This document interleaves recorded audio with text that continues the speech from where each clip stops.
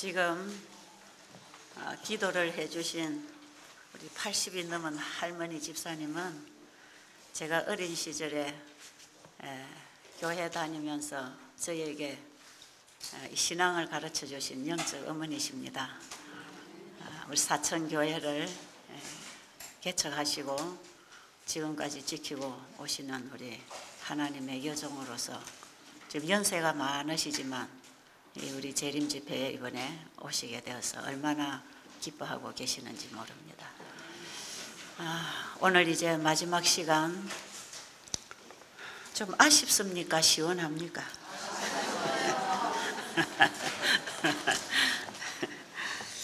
네. 마지막 날 사건들 87페이지에 이런 말씀이 있습니다. 출판물을 발행하여야 한다. 그것은 장차 세상에 임할 사건들을 알려주어야 한다. 뭘 해야 된다고요? 출판물을 발행하여야 한다. 지금 여러분이 소리 내느라고 못 들으셨죠? 뭘 해야 된다고요? 출판물을 발행하여야 한다. 그것은 장차 세상에 임할 사건들을 알려주어야 한다. 예언적 역사에서 이미 성취된 것들과 앞으로 성취될 일들을 보여주면서 우리는 새 천사의 기별을 우리의 출판물과 선교를 통하여 세상에 전개해야 한다. 사실 그대로의 진리가 전도지와 소책자를 통하여 전해져야 하고 이것들은 가을 낙엽과 같이 뿌려져야 한다. 이 말씀에 따라서 만든 것이 지금 이 소책자입니다. 여러분들이 어제 우리가 오 목사님을 통해서 자신의 간증을 들었지만 제가 이 책을 써주시라고 좀 부탁을 이렇게 할 때에도 상당히 머뭇거렸습니다. 그러면서 이제 많은 대화를 나누면서 이 책을 쓰는 일은 목사님이 하실 수 있겠다고 그러셔서 책만 쓰시려고 했습니다. 책은 내가 쓸 수 있겠다고. 내가 할 수 있는 일이 그 일이니까 내가 그럼 책을 쓰겠다고. 그럴 때에 제가 이제 책을 쓰시고 나오셔서 일을 좀 하셔야 되지 않겠습니까? 그런 얘기를 또 부탁을 또 드렸죠. 왜냐하면 저는 목사님이 그동안에 이 교직에서 물러나실 때에 저분이 그냥 계실 분이 아니라는 걸 저는 알고 있었고 그동안에 23년이라는 세월이 지나는 동안에 그분이 시골에서 하나님의 말씀을 따라서 준비하고 계시는 걸 알았기 때문에 내가 발견한 구원의 길이라고 하는 책을 보내주셨을 때 저는 그 책 내용을 보지 않고 그 책의 제목만 읽고 여기는 분명하게 본인이 구원받은 경험이 말씀을 통해서 증거되고 있을 것이다. 분명히 이거는 하나의 학문이 아니고 신앙 간증일 것이다. 제가 그런 생각을 하면서 그 책에 관심이 있어서 바로 목사님을 저희 집 주말 집회에 초청을 했고 초청을 하고 집회를 말씀을 듣고 나누고 보니까 본인이 정말 하나님의 사람으로 준비되어 있는 걸 제가 대화를 통해서 알게 되었고 그래서 제가 이제는 목사님 같이 좀 이 마지막 때가 얼마 남지 않았는데 언제까지 이러고 계실 겁니까? 제가 좀 쫄라댔습니다. 그래도 내가 책은 써줄 수 있지만 내가 나가서 일하는 것은 내가 자신이 없다고 그런 말씀을 하시고 가셨는데 이 책을 앞에 일부를 다 쓰시고 제가 드린 교재는 조금밖에 안 됩니다. 아주 몇 가지밖에 안 되는데 목사님이 이 교재를 보시면서 인터넷 들어가서 이제 다 찾아내시고 본인이 준비하신 재료들을 연결하고 그동안에 예언서를 다루시던 자신이 가지고 계시던 이런 말씀하고 이 합해서 이제 이 책을 다 쓰고 보니까 본인의 가슴이 뜨거워지기 시작한 거예요. 그래서 저한테 하루 새벽에 전화가 왔습니다.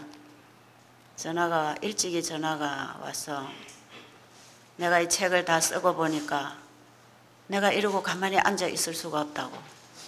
때가 지금 이렇게 임박하게 다가왔는데 내가 언제까지 이러고 주저앉아서 내 자신만 바라보고 이렇게 있을 수 있냐.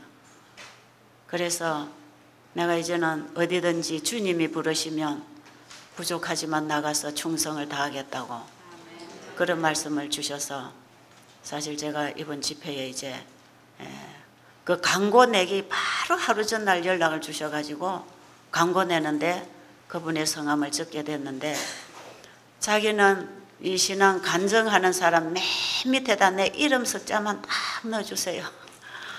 그러셔서 제가 맨 밑에 이름 석자만 딱 넣어드렸습니다. 어떤 사람이 시비가 걸려봤어요. 그 광고지 보고 왜 목사님을 이렇게 했냐고. 본인의 뜻입니다.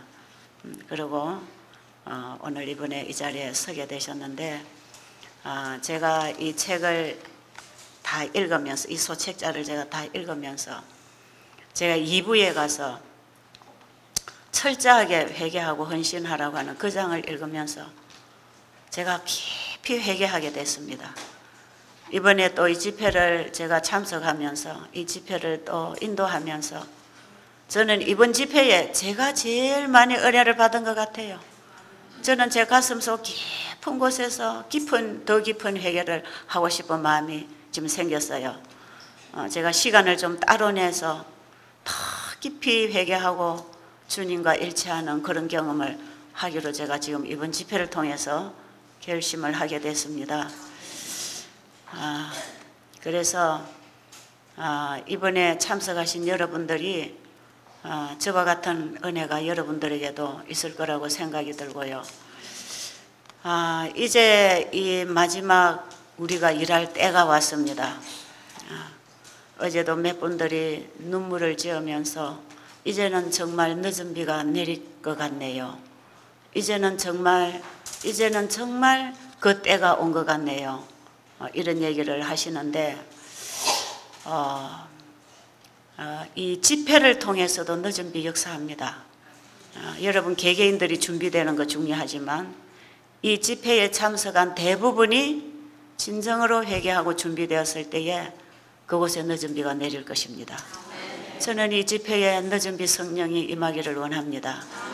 하나님께서 이미 주시려고 준비하고 계시는 거기 때문에 우리가 필요를 느끼는 것보다 우리 하나님이 우리의 필요를 더 많이 알고 계셨고 우리가 이 때를 분별하고 필요를 느끼기까지 우리 하나님께서 얼마나 오래 기다리셨겠습니까? 세상은 이렇게 준비되어 가고 있는데 마귀는 자기가 할 일을 다 하고 있는데 하나님의 백성들이 눈을 감고 귀를 막고 세상만 바라보고 그 필요를 느끼지 못하고 세상의 뜻에 우리가 지금 걸려 들어가는지도 모르고 이러고 있는 우리를 보실 때 하나님께서 얼마나 마음이 답답하셨겠습니까? 누구를 통해서도 이 기별이 전파되어서 백성들이 깨어날 것을 주님은 기다리고 계십니다. 내가 정말 늦은 비를 받고 싶다고 하면 주실 것입니다. 구하라고 그랬잖아요. 네가 정말 필요하냐? 그럼 구해라. 내가 주겠다. 하나님은 너희가 뭐든지 나에게 와서 구하면 내가 줄 거라고 약속하시고 주시는 분이신데 이 마지막 최후의 전쟁을 치룰 마당에 나갈 일꾼들이 하나님의 능력을 구하는데 왜 안 주시겠습니까? 저는 이 집회를 통해서 끊임없이 마지막 늦은 비 큰해침 운동으로 일어나기를 원합니다. 그런데 이 사업에 하나로 연합할 수 있는 하나님의 일꾼들은 전적으로 이 일만 눈에 보여야 됩니다. 다른 게 더 보이면 안 돼요. 그 마가의 다락방에 이른비 성령이 임했을 때에 그들이 철저하게 회개했다는 것은 자기 걸 포기했다는 것입니다. 자기가 가지고 있는 걸 버렸다는 것입니다. 자기의 생각, 자기의 애정, 자기의 관심, 세상적인 것을 다 끊고 오직 예수 그리스도만 증거하는 일에 마음을 모았다 그랬어요. 오직 예수 그리스도만 증거하고 그분만 높이고 그분만 전파하는 일에, 그분만 알리는 일에 하나가 되었을 때 거기에 성령이 임했습니다. 우리는 지금 다른 거 다 집어치고 예수님의 재림을 알리고, 정말 우리가 이제는 우리의 관심을 예수님께만 돌리고 다시 오실 예수님만 전하는 일에 우리가 전신을 다 쏟을 때에 성령이 임합니다. 지금 우리는 예수님의 초림 운동이 아니고 우리는 예수님 재림 운동입니다. 이 마지막 영혼 추수 사업을 위해서 이제는 주님께서 우리에게 능력을 주시려고 기다리고 계십니다. 아무리 때를 봐도 이제는 추수 때가 왔는데, 여러분 이런 얘기가 있잖아요. 추수 계절이 되면 누워있던 환자도 일어나서 움직인다 그러죠. 평상시에 자기 몸을 사려고 자기를 지키기 위해서 뭔가 나는 못한다고 하던 사람들, 여러분 이 바쁜 농사 추수 계절이 되면 다 일어나서 움직이는 거예요. 이제 우리가 다 일어납시다. 이제 저냥 다 버리고 오직 이 한 일, 예수님의 재림을 초점으로 맞추고 준비합시다. 준비가 뭡니까? 올 때가 되면 오겠지 하고 마음먹고 앉아있는 것입니까? 그런 게 아니거든요. 온다고 했으니 올 때가 오겠지. 지금까지 하나님 말씀대로 되었으니까 앞으로도 말씀대로 되겠지. 이러고 두 손 놓고 앉아 있으면 절대로 우리는 재림 준비를 하고 있는 게 아닙니다. 재림 준비를 하는 사람은 자기가 가지고 있는 모든 소유와 애정과 관심을 그분에게 쏟고 그분을 맞이하기 위하여 준비하는 그 사업에 자신을 던지는 것입니다. 그래서 정말 이 마지막 일꾼으로, 어저께 기도원의 300명 군대처럼 마지막 이 일꾼으로 일어나는 사람은 사람이 두려워서도 안 됩니다. 누가 뭐라고 그럴까? 내가 이렇게 할 때에 우리 누구가 뭐라고 볼까? 나를 어떻게 볼까? 사람을 두려워하는 사람, 세상에 애정을 가진 사람, 하나님보다 더 중요한 것을 가지고 있다고 생각하는 사람들은 절대로 이거 못합니다. 그리고 이 마지막 늦은 비기별은 내 안에 예수님이 들어오시고 내 안에 계시는 그분이 역사해서 그분을 증거하는 것이 마지막 기별입니다. 내가 성경 연구를 많이 해서 내가 똑똑하게 성경을 잘 가르치려고 성경 연구를 하는, 그걸 가르치는 게 아니에요. 이론적인 것을 제시하는 게 아닙니다. 이 늦은 비 성령의 외침은 이론적인 것은 이미 다 우리가 알고 있고 다 알고 있는 그것을 사람들에게 다시 가르치는 게 아니고, 이제는 내 안에 역사하는 그 힘 때문에 가만히 있을 수 없는 어떤 강력한 힘이 우리를 권고하고 있기 때문에 그냥 튀어나가는 것입니다. 그래서 이 마지막 기별은요, 자기의 감정이고 자기의 삶이고 그것이 능력이 되어서 사단이 구실을 붙이지 못하도록 복음의 능력을 가진 자들이 그 복음의 능력을 증거하는 정인의 자리에 서는 것입니다. 우리는 마지막 때 다 정인이 돼야 됩니다. 내가 예수 그리스도를 십자가를 통하여 경험하고 그 경험을 통해서 내 안에 죄가 이렇게 무너지고 주님이 내 안에 사셔서 내가 이런 말을 하지 않고는 견딜 수 없다고 하는 이런 증거들을 해야 됩니다. 그래서 앞으로 이 재림 집회의 복음은 그런 식으로 증거가 되어야 된다고 생각이 듭니다. 예수님은 자기 안에 있는 진리를 사람들에게 선포했습니다. 예수님이 전한 진리는 그것이 자기의 사상이고 자기의 품성이고 자기의 삶이고 자기의 일이었습니다. 예수님이 증거한 그 진리는 그게 바로 자기의 인격이고 자기의 삶이고 자기 전체였다 이 말이에요. 우리가 전하는 기별은 그것이 내 품성이고 내 사상이고 그것이 바로 내 인격이고 그것이 바로 내가 하는 일이고 이것이 내가 삶이고 이 진리가 내가 되어서 나를 통해 진리가 드러나는 그런 진리를 증거하는 것이 큰 외침입니다. 마지막 큰 외침에 나갈 사람들은 그렇게 준비되어야 됩니다. 지금은 그런 때가 왔어요. 아무리 봐도 그런 때가 왔는데 이건 절대로 헛다리 짚는 것도 아니고 양치는 소년처럼 헛소리하고 사람들에게 겁만 주고 지나가는 사건도 아니고 우리 재림교회는 그동안에 양치는 소년의 음성을 너무 많이 들어가지고 지금 이런 세상이 왔다고 해도 어떤 사람들은 눈도 깜짝 안 합니다. 왜? 아, 또 뭐가 하나 일어나네. 또 뭐가 하나 또 나와서 뭘 하는가 보자. 그런 식으로 지금 지켜보고 있는 사람들이 얼마나 많은지 모릅니다. 여러분 여기 하나님의 말씀 속에 보면 교회정은 9권 11페이지 보면 악의 세력들은 힘을 모아 하나로 통합하고 있다. 여러분 지금 이제 여러분이 가진 책을 가지고 와서 읽어보시면 이런 예언들이 지금 성취되고 있구나. 이걸 이제 여러분들이 알게 될 것입니다. 악의 세력들은 힘을 모아 하나로 통합하고 있다. 얼마 있지 아니하면 세상에는 큰 변화들이 일어날 것인데 왜냐하면 세계 단일 정부가 지금 선언 국가 개혁 운동들이 지금 속속속 일어나고 있기 때문에 앞으로 이 세상에 얼마 있지 아니하면 큰 변화들이 있을 것입니다. 최후의 운동은 신속히 전개될 것이다.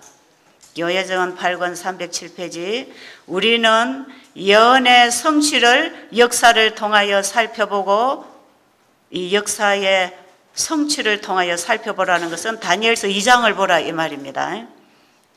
우리는 예언의 성취를 역사를 통하여 살펴보고 거대한 개혁 운동들에 나타난 하나님의 섭리의 작용을 연구하고 거대한 개혁 운동들에 나타난 하나님의 섭리의 작용을 연구하고 또한 대쟁투에서의 마지막 싸움을 위하여 만국을 소집하는 데 관련된 사건들의 진행을 이해해야 할 것이다. 뭐 하는 거요? 만국을 소집하는 데 관련된 사건들의 진행들을 이해해야 할 것이다. 이걸 여러분들이 지금 이해해야 되는 것입니다.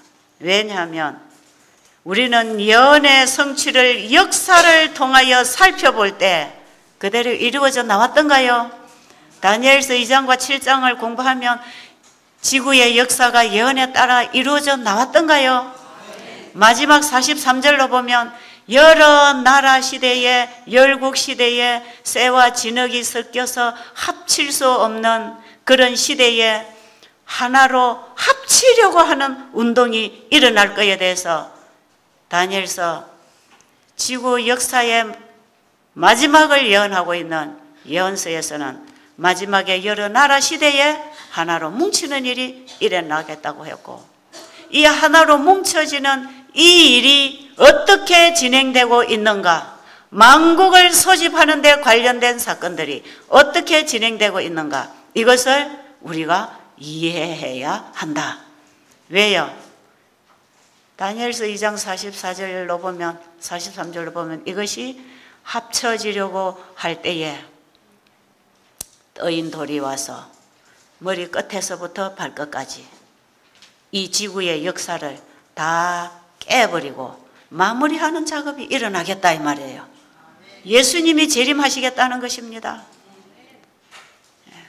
그러면 지금 이렇게 세계를 통합하고 이제 신세계 질서를 만들어 나가고 세계를 하나로 통제하기 위한 세계법이 생기고 세계법에 따르지 아니하는 사람들은 어느 나라에 속해 있든지 세계법에 위반하는 사람은 세계재판소에다가 넘겨가지고 세계종교재판소가 만들어지고 이 세계종교재판소는 이미 로마 가톨릭이 교황권 시대에 만들었던 바로 그 당시 종교재판소 그것이 다시 부활해서 세계종교재판소가 지금 만들어져 있거든요.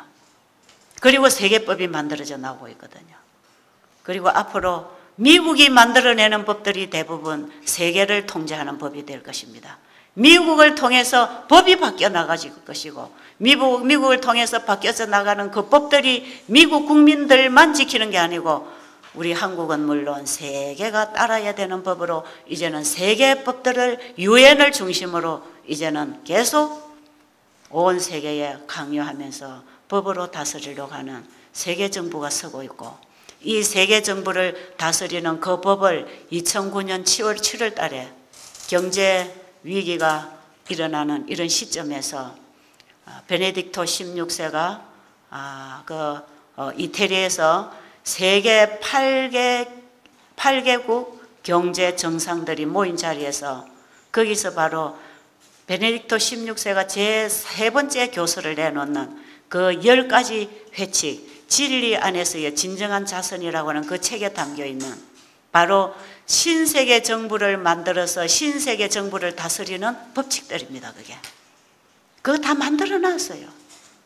그래가지고 그걸 다 거기 8개국 정상들에게 그걸 주고 그 다음에 오바마 대통령에게 그걸 줬습니다. 그래가지고 이게 인터넷에 떠가지고 지금 이 미국의 뭡니까 아마존닷컴이라고 하는 책을 파는 곳에 들어가 보면 진리 안에서의 진정한 자선이라는 책이 있어요. 그 책을 가지고 나와서 지금 사람들이 읽고 이걸 번역을 해서 지금 이걸 가지고 또 많이 전하는 사람들이 지금 생겨나고 있는 것입니다.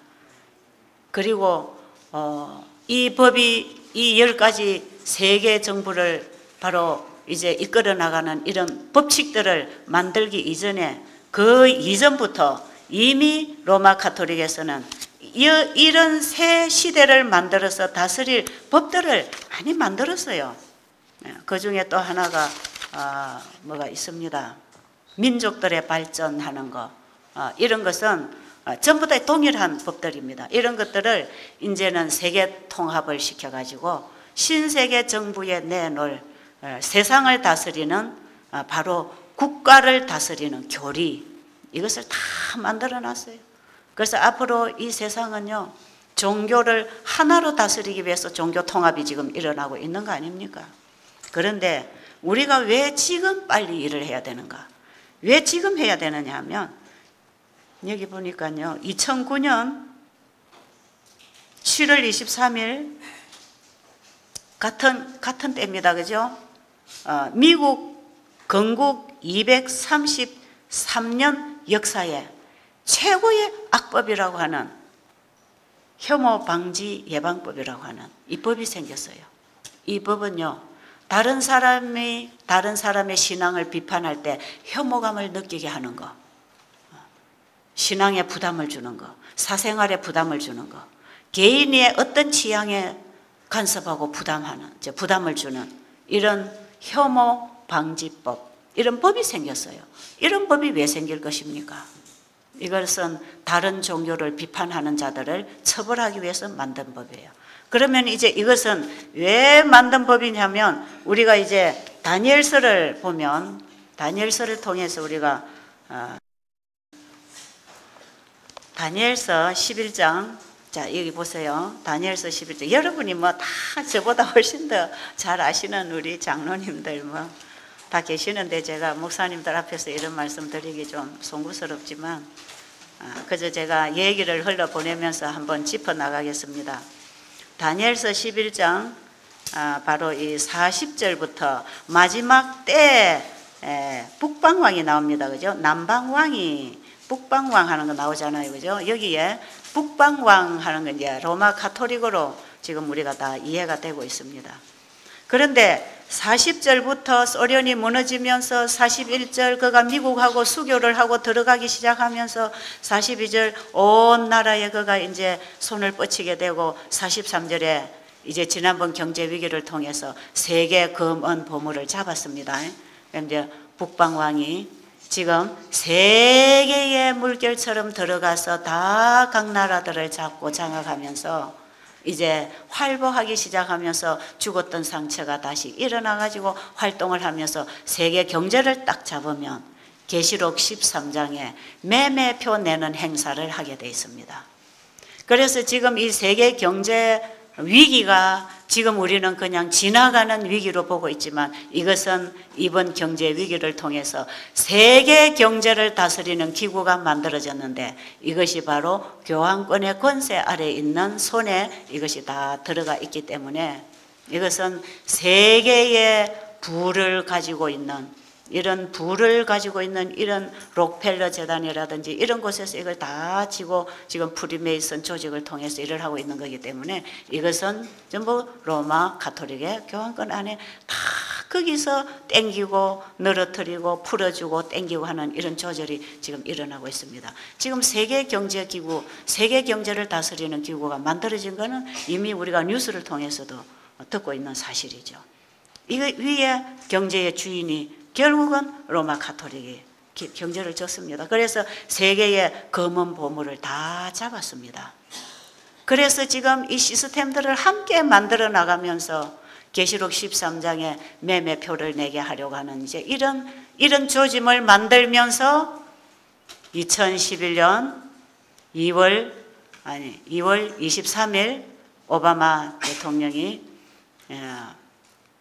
의료보험 개혁안에 사인을 해서 가난한 사람들, 이런 어려운 사람들에게 그저 무료로 의료 혜택을 주는 법을 만들면서 여러분 우리 한국에는 의료보험 혜택을 많이들 받고 있지만요 미국은 그렇지 않아요.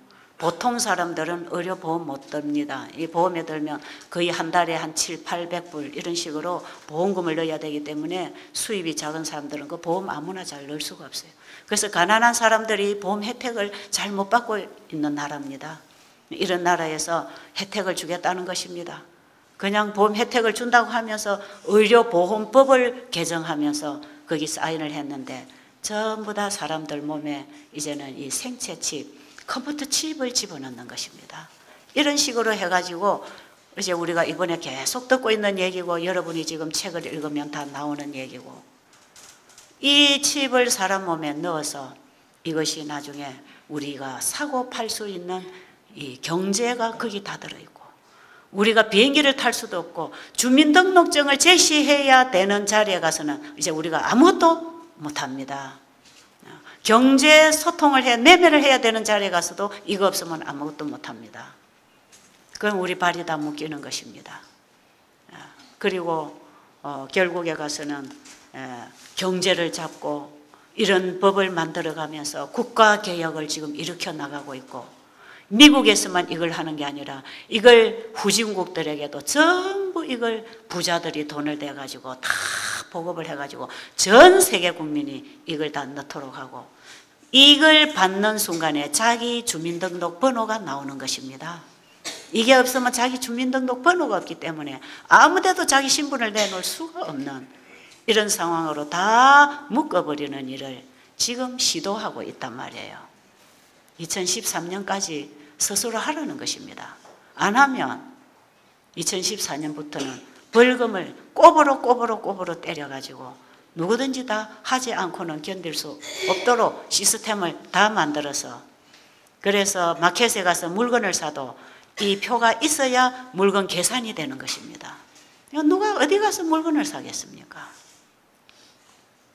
이러는 상황에서 지금 이 북방왕이 결국은 세계의 경제를 쥐고 이제 매매표 형사를 이런 식으로 해서 이 표가 없으면 매매를 못하게 할 뿐 아니라 이렇게 해서 온 인류를 세계 정부에 결속을 시켜서 세계 정부의 법을 만들어서 거기에 따르지 않으면 세계 종교 재판소에 넘겨가지고 교황권 시대에 그 역사를 재현하겠다는 것 아닙니까? 지금 그런 세상을 만들어 나가고 있는 것입니다. 그래서 이번에 베네딕토 16세가 내놓은 제3교서의 10가지 사회를 다스리는 사회 해칙 10가지 보면 이 10가지 해칙은 어디에 필요한가? 이 세상에 전 세계적인 하나님의 도성 건립을 위하여 이게 필요하다. 이렇게 하고 이 법을 만들어내놨어요. 전 세계를 하나님의 도성을 건립하는데 다스리는 법이라 그럽니다.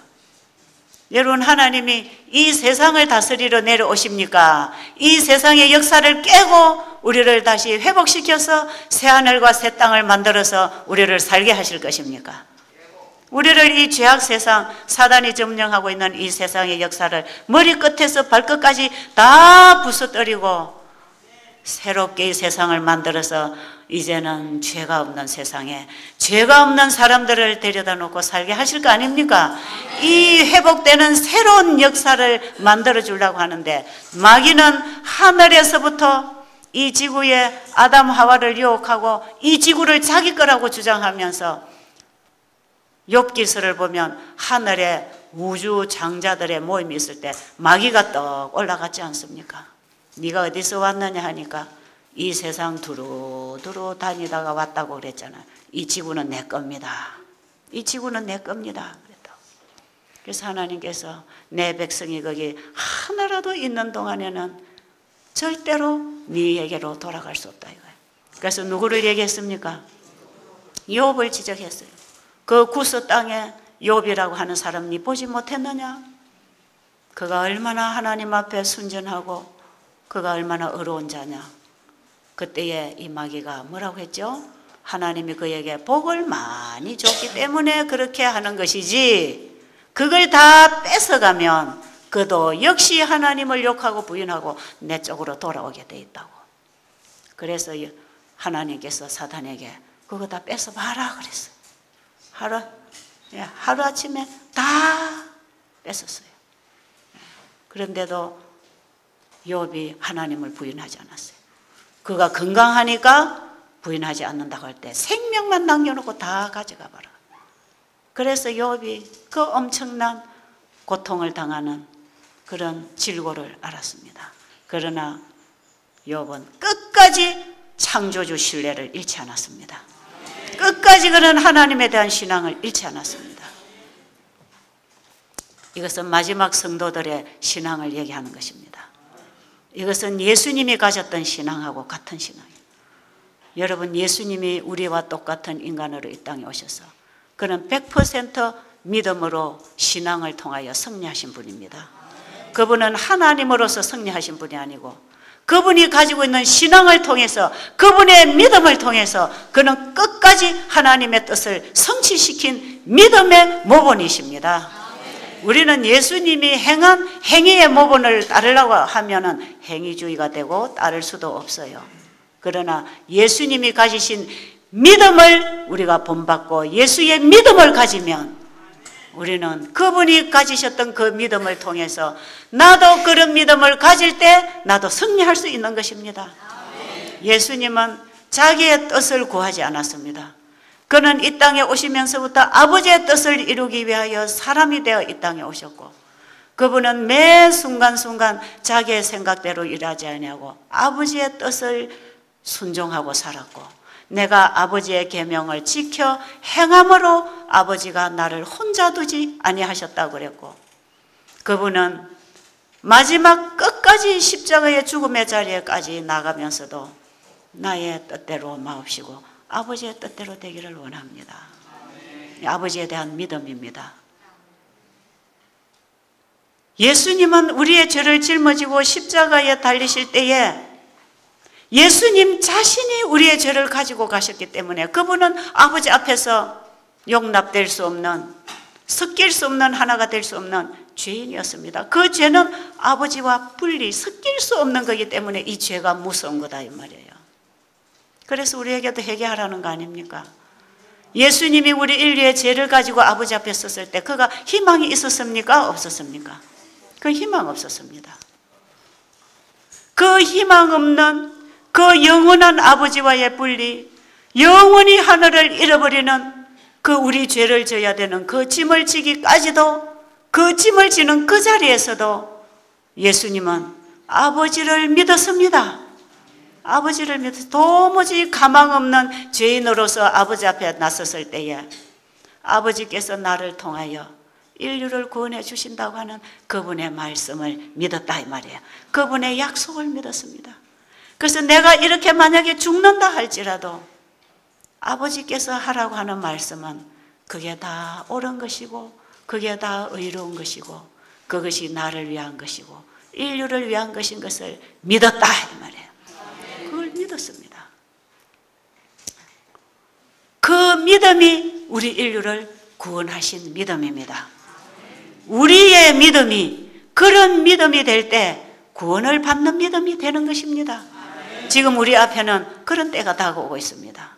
지금 우리는 욥이 평상시처럼 잘 먹고 잘 살고 잘 누리는, 그래서 하나님께 감사하고 하나님께 영광을 돌리는 그런 시절은 지나갈 것입니다. 곧 지나갈 것입니다.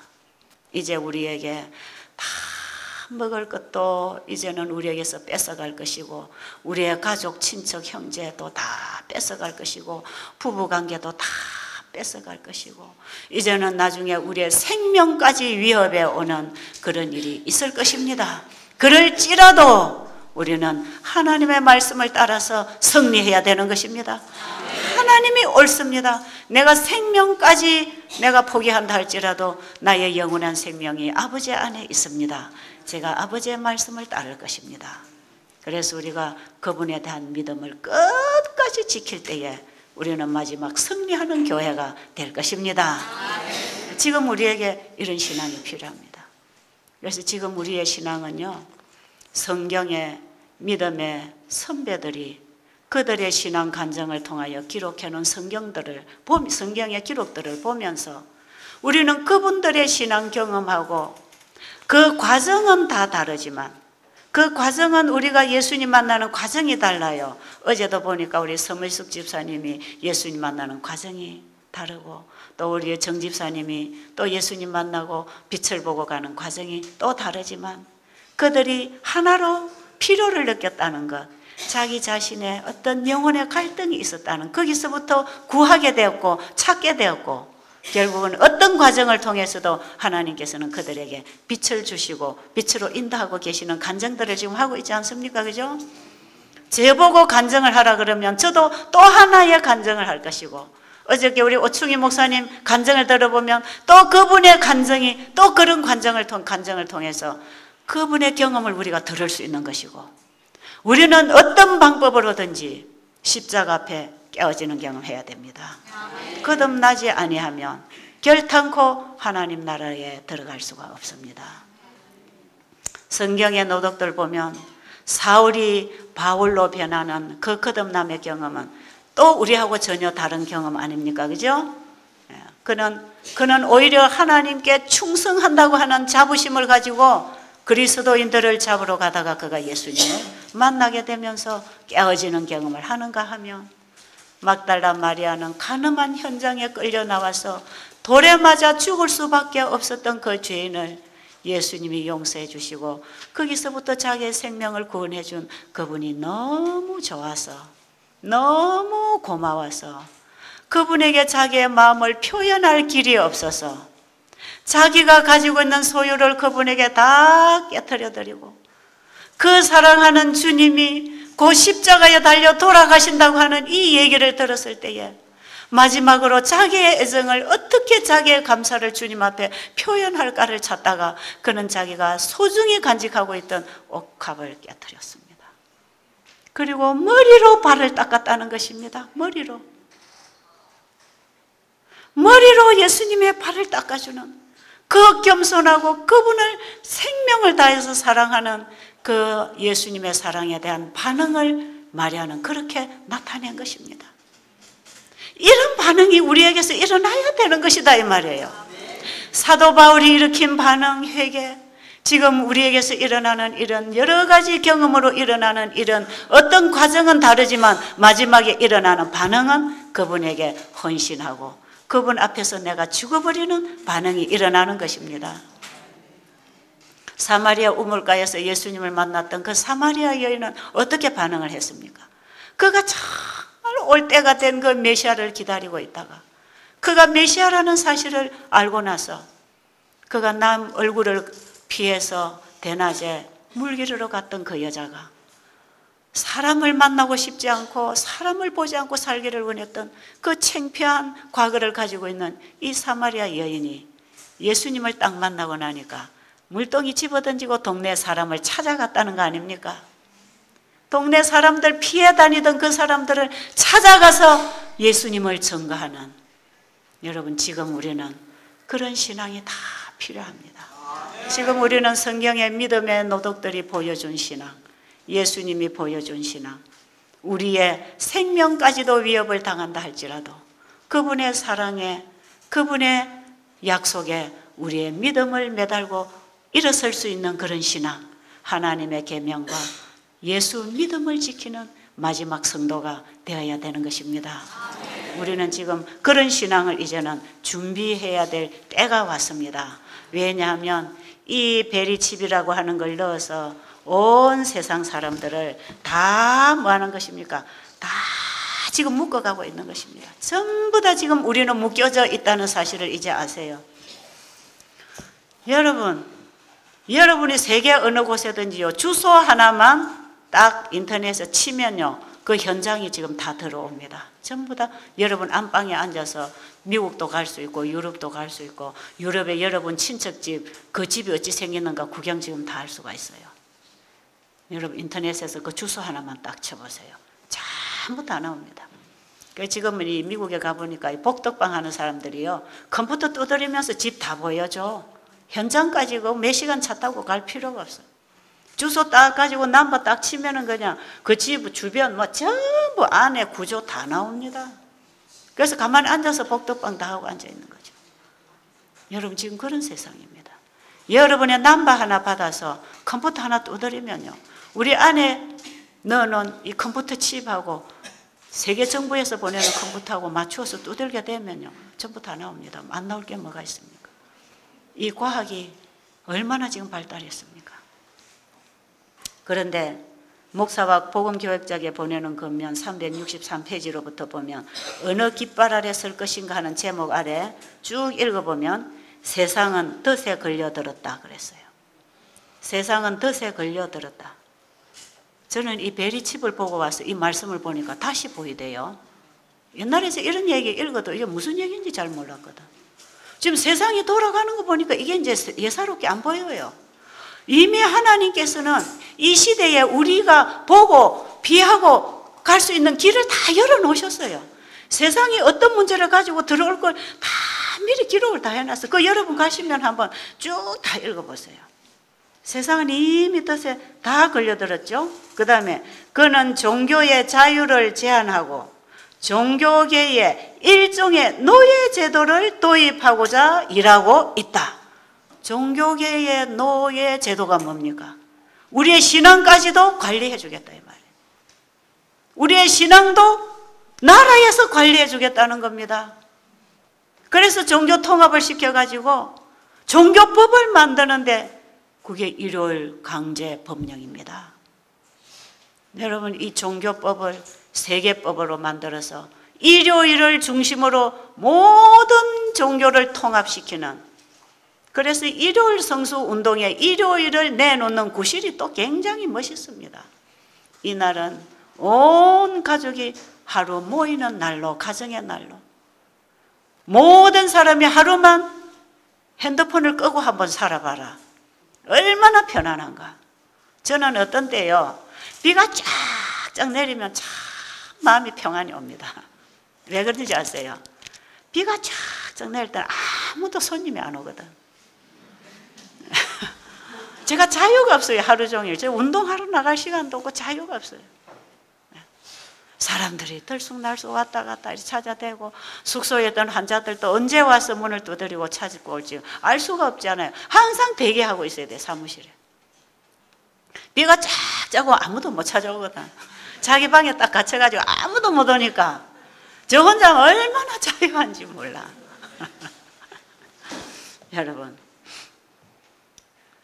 여러분, 앞으로 우리 세상은요, 무서운 세상이 오고 있습니다. 그래서 지금 이 세계법이 만들어져서 모든 세계를 하나의 종교로 만들어가지고 그 종교 안에서 자유를 주려고 하는 그런 종교법이 나옵니다. 일요일 법령, 여러분 얘기 많이 들었죠. 이 세계 정부가 내놓을 세계 종교법이 일요일 법으로 나올 것입니다. 그러니까 앞으로 생겨나는 신세계 정부는요, 전부 다 로마 가톨릭 교인 됩니다.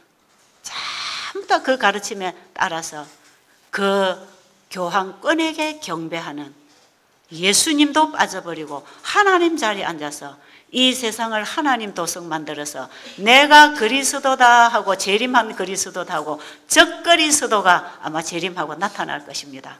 세계 정부 만들어 놓으면 다스릴 그리스도가 와야 될 거 아닙니까? 그래서 적그리스도가 옵니다. 교황이 바로 그 자리에 앉아서 모든 인류의 경배를 받고 우리의 신앙의 대상이 되기 위하여 이 세상 교회에 우뚝 앉게 될 것입니다. 우리가 이런 걸 이제 그동안의 예언들을 통해서 보면 이제 이런 때가 올 거라고는 했지만 어떤 시스템이 만들어져서 우리가 어떤 상황 속에서 이런 것이 만들어질 것인가를 우리가 그동안에 잘 몰랐지 않습니까? 그런데 지금은 이제 이런 일들이 우리 눈앞에서 쏙쏙 일어나면서 이제는 온 세계의 종교계에서 일종의 노예제도, 종교의 노예제도, 신앙의 자유 없어집니다. 이것이 교황권 시대에 일어났던 거죠. 이게 지금 일어나고 있단 말이에요. 자, 그러면 이제 북방왕이 이제 세상의 검은 보물을 다 잡아서 세계 경제 기구를 만들어서 세계 경제를 통제하고 조절하는 권력을 가졌다면 어디까지 이제 성취가 되냐면 여기 다니엘서 11장 43절의 예언이 이제는 성취됐어요. 그 다음 지금 이제 44절에 그러나가 여기 중요하지 않습니까? 그러나 이 일이 방해를 받을 것입니까? 예, 이 일이 방해를 받을 것입니다. 그러나 어디서? 동북에서부터 소문이 이르러 그를 번민케 하므로 그가 분노하여 나가서 많은 무리를 다 죽이며 멸망시키고자 할 것이요. 여러분, 이제 이 지점에 우리가 일어나야 합니다. 그렇죠? 이제는 늦은비 외침이 나가야 되겠습니까? 이제는 우리가 나가야 될 때입니다. 그러나 그들이 이 일을 성취시키지 못하고 누구 때문에? 동북에서 일어나는 소문 때문에 지금 재림 집회에서 다루는 기별이 바로 이겁니다. 그래서 이번에 만들어진 이 예루살렘아 예루살렘 하는 이 소책자는요, 거기에 저자도 없습니다. 거기에 보급처도 없습니다. 어디서 인쇄했는지 출처가 없습니다. 왜 그렇게 했는지 아세요? 이거는 누가 뿌리는지도 모르고 낙엽처럼 세상에 뒹굴어 다니기를 원합니다. 그래서 왜 그러냐? 아까 제가 뭐가 만들어졌다 그랬죠? 혐오, 범죄 방지법이 만들어져서 다른 종교를 비판하는 말을 못하고 더군다나 세계 정부에 반대하는 이런 발언을 하면 어떻게 되겠습니까?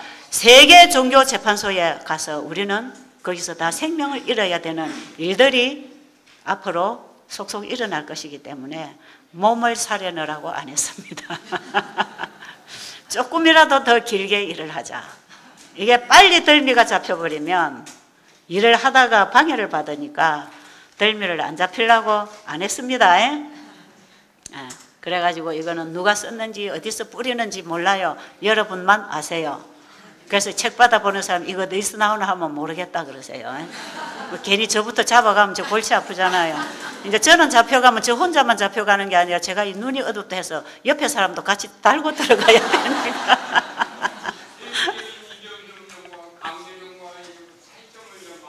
예?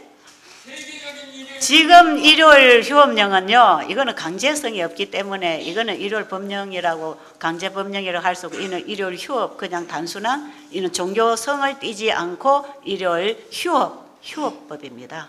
옛날에 로마에서 일요일 휴업법을 만들 때도 처음에는 노동자들에게는 안 줬잖아요, 그죠? 일단 공무원들에게 이렇게 주면서 나중에 예배일로 바꾸면서 다 이걸 강요하는 이런 일이 있었잖아요. 지금 우리가 일요일 날 쉬는 거, 일요일 예배 드리는 거는 짐승의 표도 아니고 이건 일요일 법이 아닌데 이것은 예형 연습, 마지막에 강제령을 내리기 위해서 준비시킵니다. 전부 지금 사람들을 준비시켜서 그쪽으로 우리의 생각과 삶의 패턴을 만들어 나가고 있는 거죠. 이 준비 단계입니다. 그런데 세계 정부가 이제는 세계를 점점 다스리기 시작하는데요. 여러분이 잘 모른단 말이에요, 지금. 왜 우리나라 가만히 앉아 있으니까 모른다고요. 그런데 자꾸 이 위에서 세계 정부를 지배하는 지도자들이, 종교 지도자, 경제 지도자, 국가 지도자들이, 우리나라에도 지도자가 세계 정상에 가서 만나서 거기서 뭔가를 하고 오면 국가에 이걸 반영을 시키고 있지 않습니까? 이런 식으로 지금 지배해 나갑니다. 그래서 위에 지도자 계시록 16장 13절 이후로 보면 새 세력이 각 나라 왕들을 모았다 그랬잖아요. 이 전부 통합시키고 모으는 것입니다. 그래가지고 왕들을 통해서 국민들을 다스립니다. 그래서 세계법하고 자기 국가법하고 나중에 일치하게 다 만들어 나가는 거죠. 여기에 종교법에서 하나의 종교로 이제 통합을 하면서 미국을 중심으로 이 법령이 선포될 것입니다. 그래서 이것이 강제 법령이 될 때는 미국을 통해서 지금 우리가 유럽에서 지금 로마 가톨릭하고 유럽하고 일요일 단체, 개신교 지도자 단체들이 노동조합하고 연합해가지고 지금 일요일 성수 운동을 법안에 통과시키려고 지금 활동하고 있고, 지난번에 독일에는 통과됐지 않습니까? 이것이 정식으로 세계적인 영향을 미치기 위해서는 미국이 발휘할 것입니다. 미국이 용의 소리를 하게 돼 있으니까요. 그래서 여러분들이 이번에 받은 이 소책자를 여러분이 먼저 꼭꼭 씹어먹고 읽어보세요.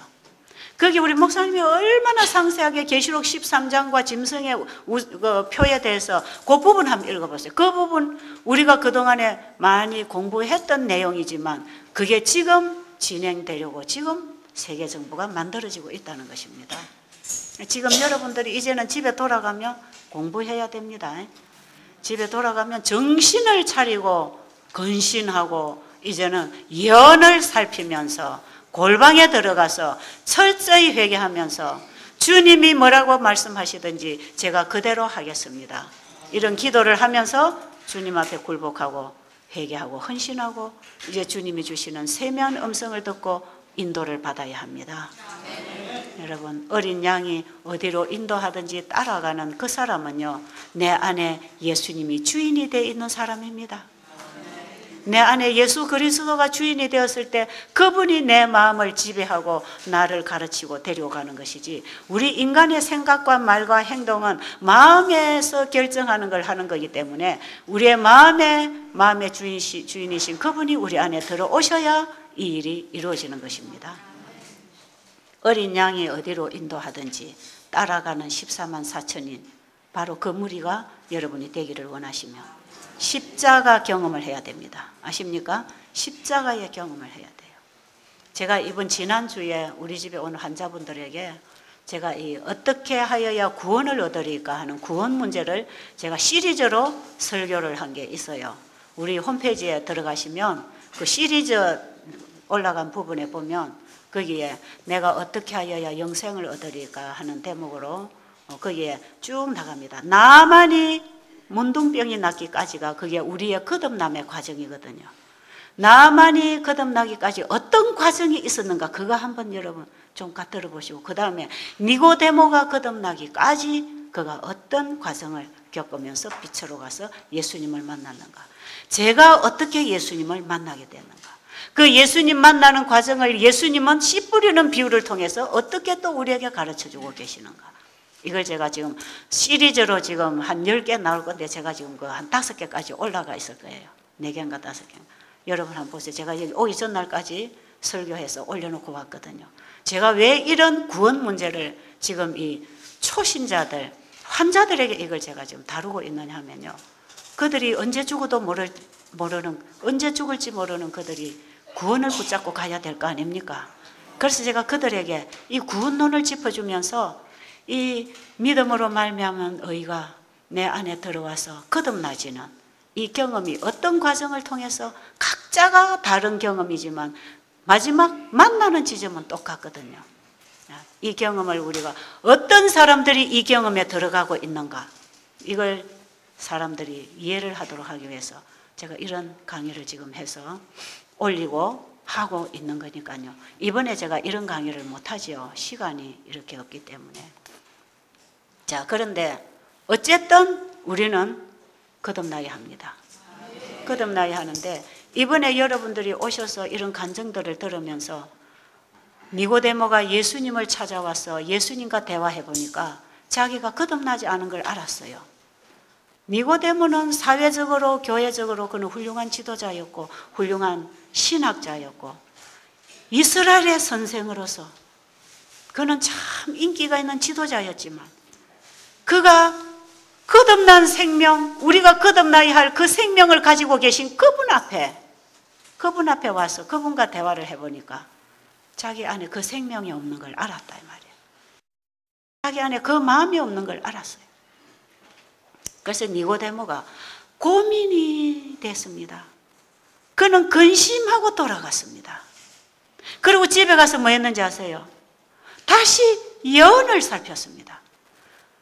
모세가 광야에서 뱀을 뜬 것 같이 인자도 들려야 하리니 누구든지 저를 믿는 자는 멸망치 않고 영생을 얻겠다고 했을 때, 이 인자가 들려야 된다고 했을 때에도 니고데모는 자기 앞에 와 있는 그 인자 예수가 자기가 기다리는 메시아라는 것을 어렴풋이는 짚었지만 그가 메시아라는 걸 아직도 인정하지 못했습니다.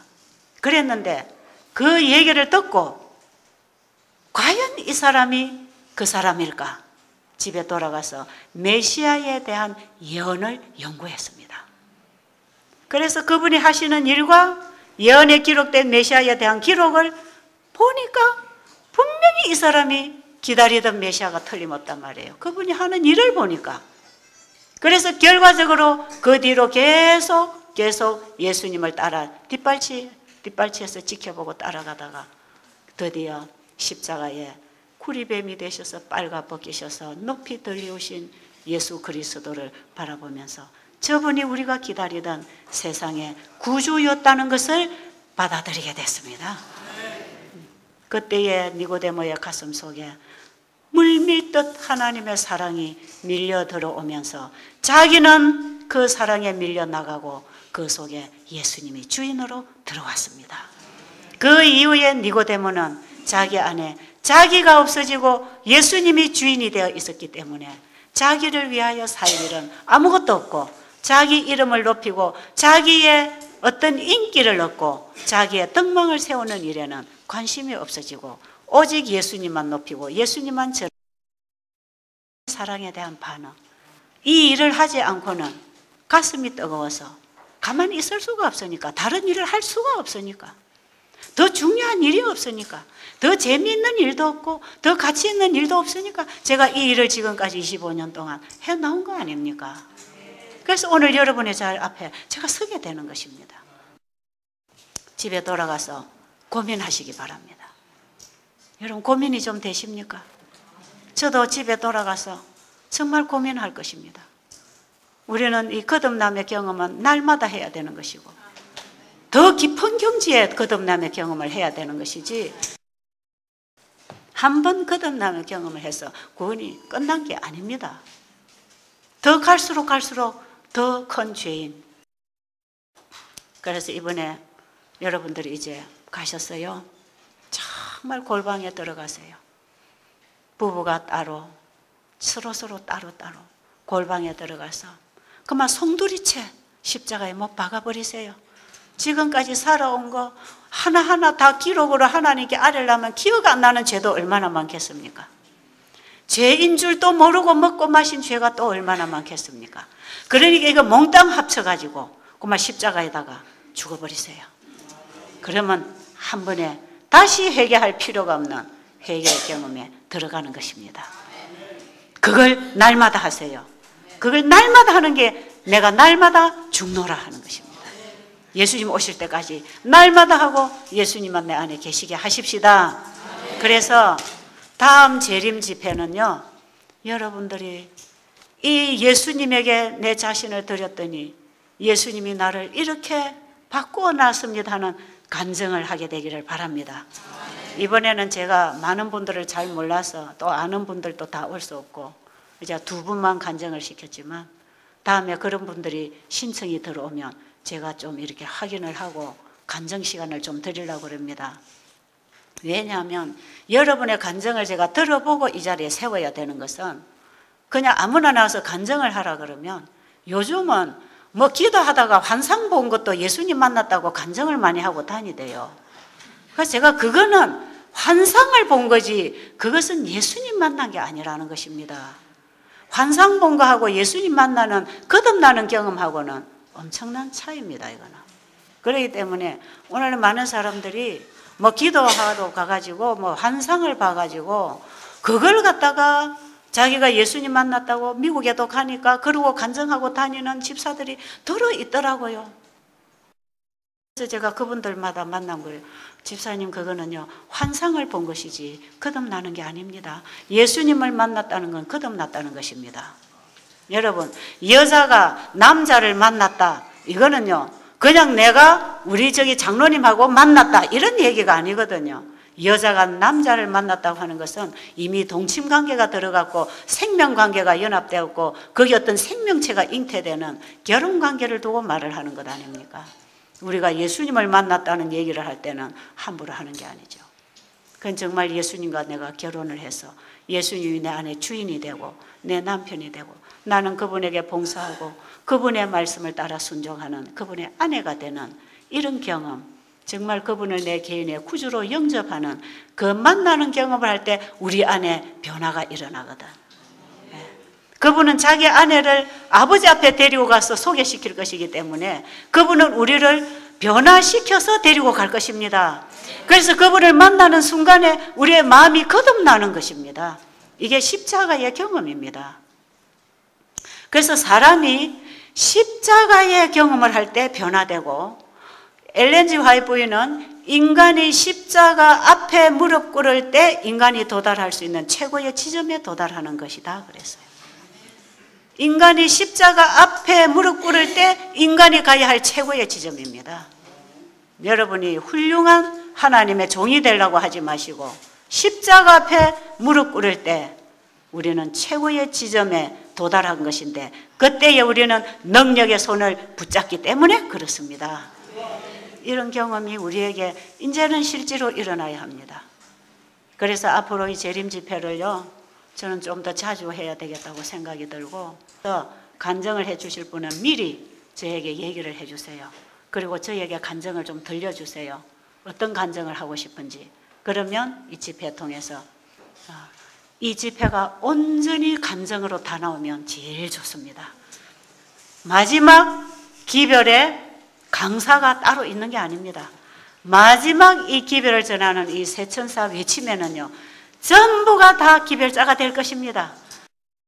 그래서 지금은 여러분들이 잘 모르기 때문에 이렇게 나와서 이렇게 몇몇 분들이 자꾸 하고 있지만 나중엔 여러분 전부가 성령의 감동을 받아서 여러분 스스로가 외치게 되는 이런 설교를 여러분들이 만들어내는 설교가 있어야 된다 이 말이에요. 이 경험의 노래가 지금 우리의 신앙 경험 안에서 일어나야 되는데 그래서 자기의 경험 설교를 하는 사람들이 이게 성령으로 외치는 것입니다.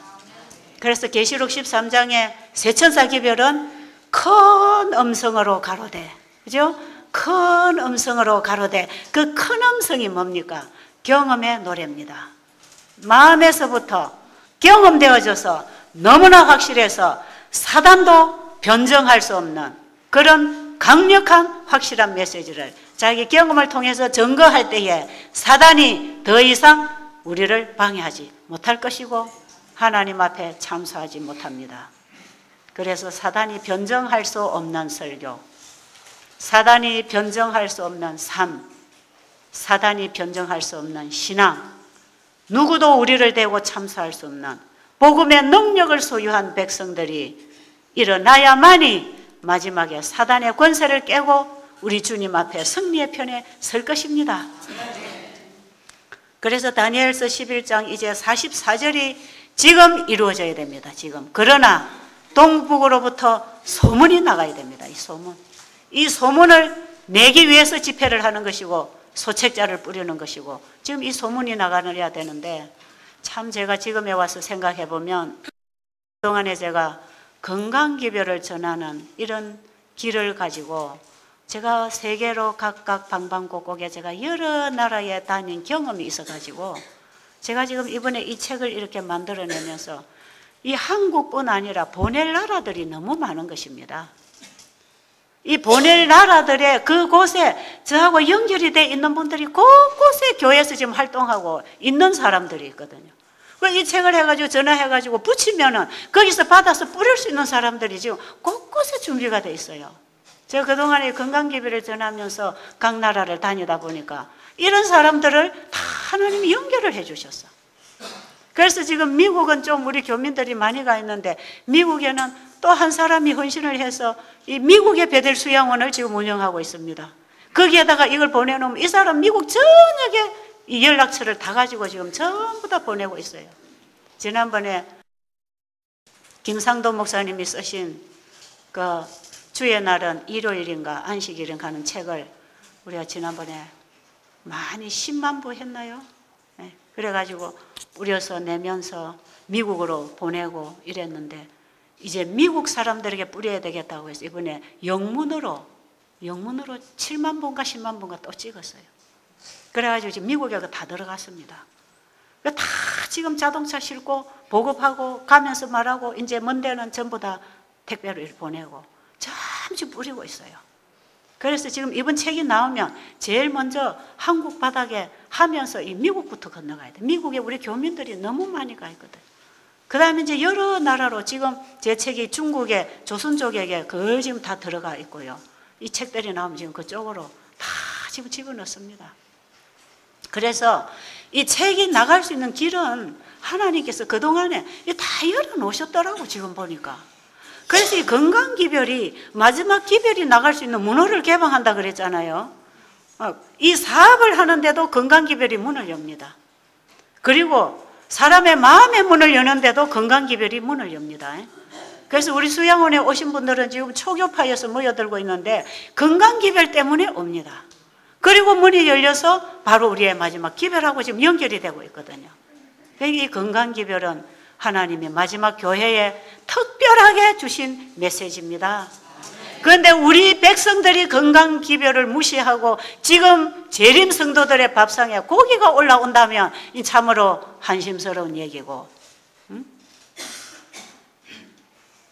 우리 재림교회 방문하는 초신자들이 재림교인들 집에 가서 식탁에 앉았을 때 그 육류가 올라온다는 것은 우리가 우리의 빛을 다 깔고 앉아 있는 것입니다. 그래서 여러분이 더 이상 빛이 안 오는 것이에요. 이 주어진 빛을 우리가 매일 먹고 사는 밥상에서부터 순종하고 나갈 때에 더 계속 빛이 오는 것이거든요. 제가 이 주님의 사랑을 만나고 제일 먼저 개혁이 일어난 게 저는 밥상이거든요. 술 먹던 술주정꾼이요, 예수 믿으면요 술 딱 끊습니다.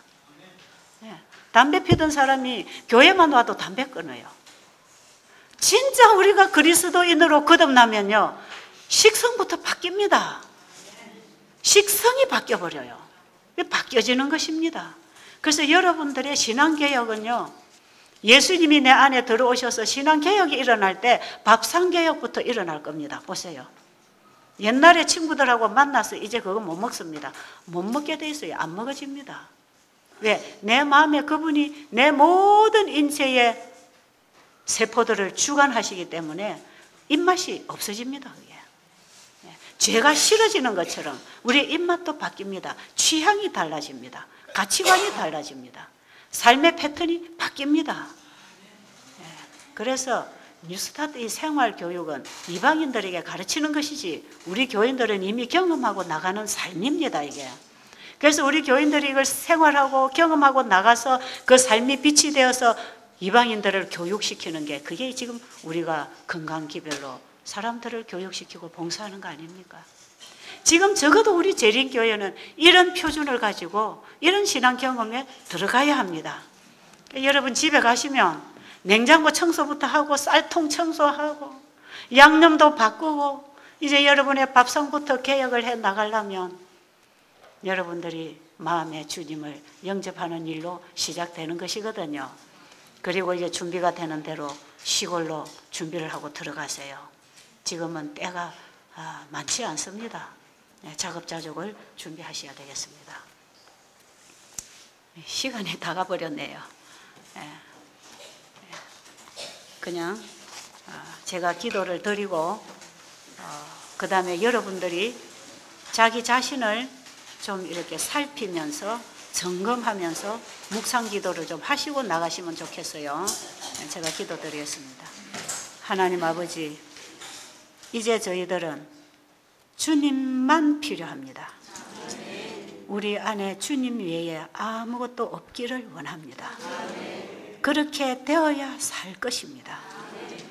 주님이 우리의 죽음을 죽으시고 우리에게 살아라고 살 길을 열어주셨는데 우리가 그 사랑을 거절하고 지금까지 죽음의 길을 가고 있었습니다. 돌이키게 하여 주시옵소서. 예수님 이름으로 간절히 기도드립니다.